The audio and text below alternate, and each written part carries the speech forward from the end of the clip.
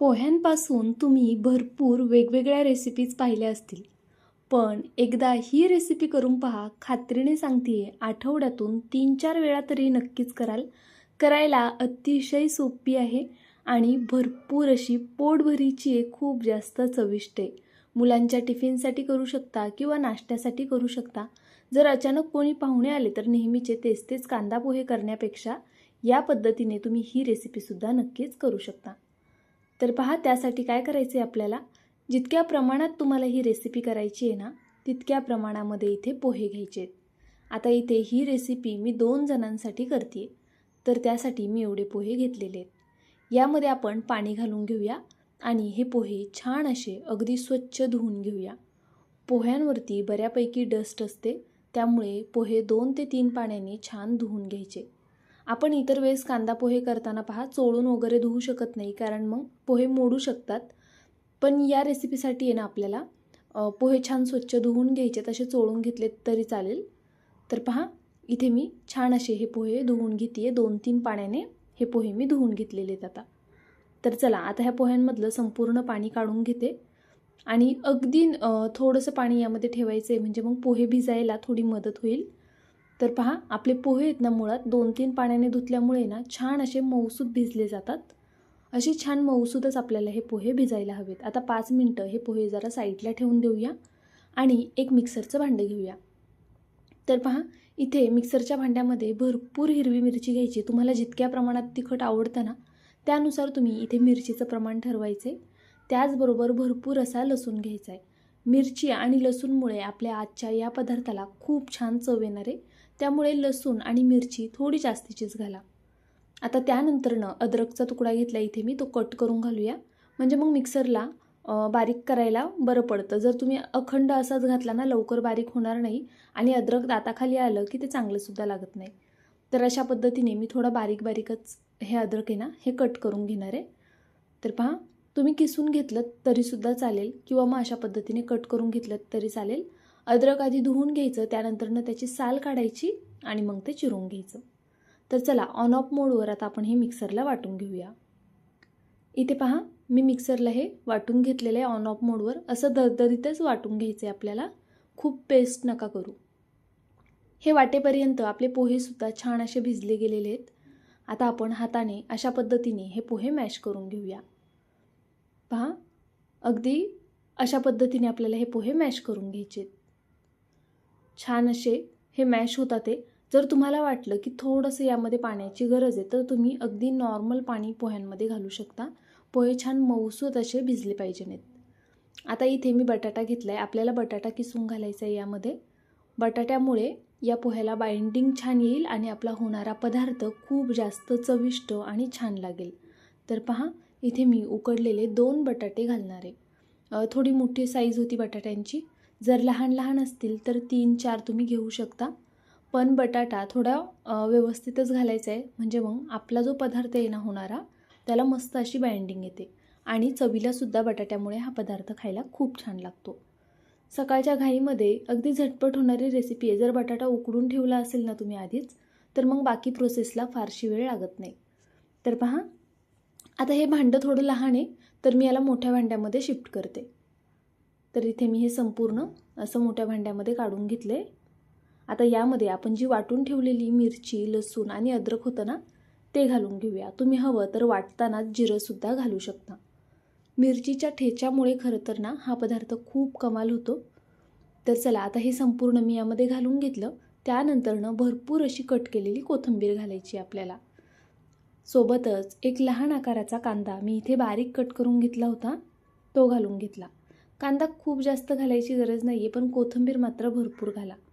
इतर कोणत्या भाज्या तुम्हाला ॲड करायच्या असतील तर तुम्ही नक्कीच करू शकता. इथे मी 5वालं एक पावभाजी मसाल्याचं पॅकेट घातलेलं आहे संपूर्ण. पावभाजी मसाल्यामुळे या पदार्थाला खूप छान चव येते. पावभाजी मसाला आवर्जून घाला. आता मीठ घातलं आहे चवीनुसार आणि त्यानंतरनं हे सर्व एकजीव करून घ्यायचे. आता पहा, आपण यामध्ये हिरवी मिरची घातली आहे, तर काहींना हाताची आग वगैरे होते, तर त्यांच्यासाठी दाखवते आहे फक्त की अशा पद्धतीने तुम्ही काट्या चमच्याने हे मिक्स करून घेऊ शकता, पण थोडा वेळ जास्तीचा लागेल. आणि जर तुम्हाला मिरचीचा काही प्रॉब्लेम नसेल किंवा नेहमीची सवय असेल, बहुतेक वेळा हाताची आग होते मिरचीमुळे, काय करायचं, यामध्ये हात घालण्यापूर्वी आहे ना थोडंसं हाताला तेल लावून घ्यायचं आणि अशा पद्धतीने हे छान जसं आपण गव्हाचं पीठ मळतो ना त्या पद्धतीने मळून घ्यायचं आहे. संपूर्ण मसाला मिरची सगळं एकजीव झालं पाहिजे आणि ह्याचा छान असा गोळासुद्धा तयार झाला पाहिजे.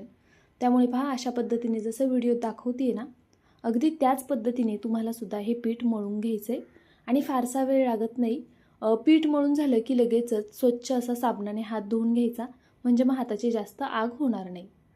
तर पहा इथे मी अशा पद्धतीने छान मॅश करत करत हे पीठ मळून घेते. तुम्ही हवं तर पावभाजी मॅशरच्या मदतीने सुद्धा ज्यावेळेस आपण काटा चमच्याने मिक्स करतोय ना त्यावेळेस पावभाजी मॅशरच्या मदतीने हे आधी छान मॅश करून घ्या आणि मग मळून घ्या. तर पहा ह्याचा व्यवस्थित असा गोळा तयार झालेला आहे. आता हे पीठ मी भिजण्यासाठी फक्त 2 मिनटं साईडला ठेवून देते, तोपर्यंत पुढची कृती करून घेऊया. इथे त्याच सेम मिक्सरच्या भांड्यामध्ये मी मिरची घेतलेली आहे, त्यानंतरनं भरपूर अशी कोथिंबीर घेतली. जितका पुदिना आहे ना त्याच्या अर्धी कोथिंबीर घ्यायची. तर पहा जेवढी कोथिंबीर घेतली ना मी त्याच्या डबल पुदिना इथे मी घालून घेणार आहे. तर इथे मी संपूर्ण पुदिना घालून घेतला. त्यानंतर आपण यामध्ये साखर घालूया. पुदिन्याच्या चटणीमध्ये ना न विसरता साखर घालायची, त्यामुळे चटणीला खूप छान चव येते. जवळपास अर्धा चमचा मी इथे साखर घातलेली आहे. सोबत चवीनुसार मीठ घालायचे. मीठ पहा बेतात घाला, कारण ही चटणी वाटल्यानंतर न ह्याची क्वांटिटी खूप कमी होते, त्यामुळे मीठ अगदी बेताने घालायचे. त्यानंतरनं इथे माझ्याकडे आलू भुजिया शेव आहे, तर मी ही घालते आहे.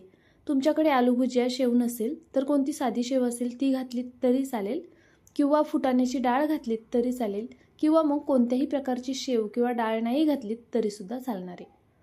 पण यामध्ये लिंबू आणि साखर आवर्जून घाला. तर पहा इथे मी अर्ध्या लिंबाचा रस घालते आता पिळून. असा हातावरती पिळून घातला ना की बिया हातामध्ये राहतात आणि मग बिया खाली ह्याच्यामध्ये पडणार नाहीत चटणीमध्ये. तर चला आता आपण हे गरजेनुसार पाणी घालून वाटून घेऊया. यामध्ये पाणी खूप प्रमाणात घालायचं नाही आहे. आपल्याला ही चटणी अगदी पातळही करायची नाही आहे आणि खूप घट्टही ठेवायची नाही आहे. पहा अगदी परफेक्ट अशी आपली ही चटणी वाटून तयार झालेली आहे. आपण जी शेव घातली आहे ना त्यामुळे याला थोडा दाटसरपणा येतो. तर पहा मस्त अशी चटणी तयार झालेली आहे. अगदी चटपटीत लागते. ह्यामध्ये ना साखरेची चव, लिंबाची चव आणि थोडा झणझणीतपणा असा बॅलन्स झाला पाहिजे. तशी चटणी झाली ना की मग ती चटणी कशासोबतही खायला अप्रतिम लागते. बरं चला आता चटणी जरा वेळ साईडला ठेवून देऊया आणि पुढची कृती करून घेऊया. इथे पहा मी हा बटर पेपर घेतलेला आहे. जर तुमच्याकडे पेपर नसेल ना तर तुम्ही काय नॅपकिन वगैरे घेऊ शकता, कॉटनचा रुमाल घेऊ शकता, त्यावरती ही पुढची प्रोसेस करू शकता. आता इथे मी बटर पेपर घेतला आहे त्यामुळे मी याला तेल लावते आहे. पण जर तुम्ही हे घेत असाल, नॅपकिन वगैरे घेत असाल ना, रुमाल घेत असाल तर तुम्हाला तो ओला करून घ्यायचा आहे. जसे आपण नेहमी धपाटे करतो ना अगदी त्या पद्धतीने आपल्याला ही पुढची प्रोसेस करायची आहे. पण यामध्ये काळजी घेण्यासारखी एक महत्त्वाची गोष्ट आहे जी मी तुम्हाला पुढे सांगते. तर पहा आता इथे मी याला छान असं गोल करून घेतलेलं आहे हातावरती आणि आता आपण हा एकसारखा असा थापून घेऊया.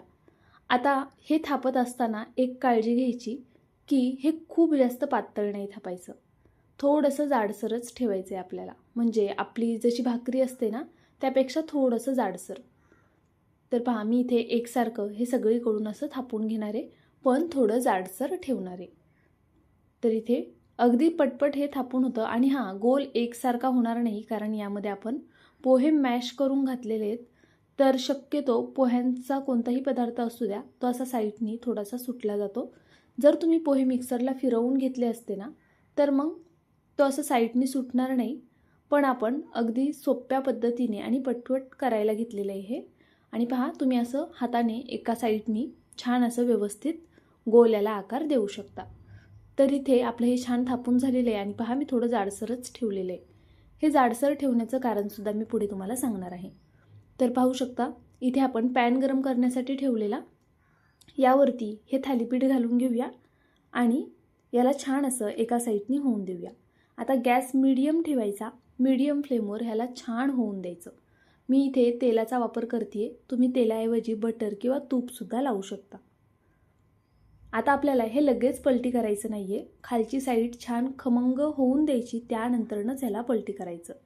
नाहीतर मग काय होतं, हे पोह्याचे पटकनही तुटू शकतं. आपण यामध्ये कोणत्याही प्रकारचं पीठ घातलेलं नाही आहे, फक्त पोहे आणि बटाटा आहे, त्यामुळे हे तुटण्याचे चान्सेस असतात. हे पराठे किंवा धपाटे करताना लहान लहानच करायचे, जसे मी आत्ता केलेले आहेत. खूप मोठा करायचा नाही, नाहीतर मग पलटी करताना तो तुटू शकतो. कधीही व्हिडिओ संपूर्ण पाहत जा. मी पुढे बऱ्याचशा टिप देत असते. बहुतेक वेळा आता समजलं की चला धपाटे करायचेत म्हणून मग व्हिडिओ सोडून जातात आणि मग करताना तुटला वगैरे की मग म्हणतात अरे रेसिपी फसली. तर पहा, अजिबात तुटलेलं नाही आहे. खालची साईड मीडियम फ्लेमवरती छान होऊन द्यायची. मोठ्या गॅसवरती हे पराठे भाजायचे नाही आहेत, त्याला चव तशी येणार नाही. अगदी बारीक गॅसवरतीच हे भाजून घ्यायचे आहेत. पहा, तुम्हाला गॅस दिसला असेल आता किती लहान होता. तर असा बारीक गॅसवरच ना आपल्याला हे भाजून घ्यायचे दोन्ही साईडनी छान खरपूस खमंग होईपर्यंत.